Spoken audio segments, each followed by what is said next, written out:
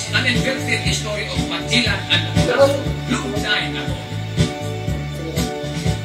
On March 16, 1521, when Magellan was discovered by Philippines, they were sailing day and night across the big island until they saw small Limasawa Ocean. Magellan landed in Olongapo City.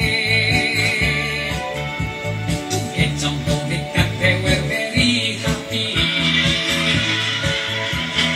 Accidentally, Magellan he got sick because he's playing with a high voltage lady. When Lapu-Lapu came to rescue, he boarded an airplane from Cebu. And when he saw Magellan on his bed, he cried and cried, and then he said, Mitolo na, mitolo na. Bakit pare mitolo na? Ang sagot niya kilamo-lamo.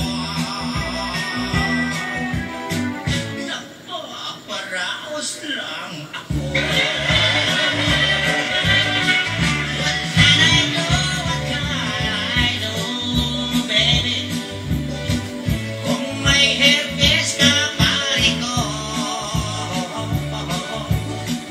maayo pa putulon mo. Parang wala na'y istorbo. Paring Magellan, you are sick. Ako na doktor, very quick. The doctor said Magellan is just fine because his sickness is just like mine. Paring Magellan, you are sick.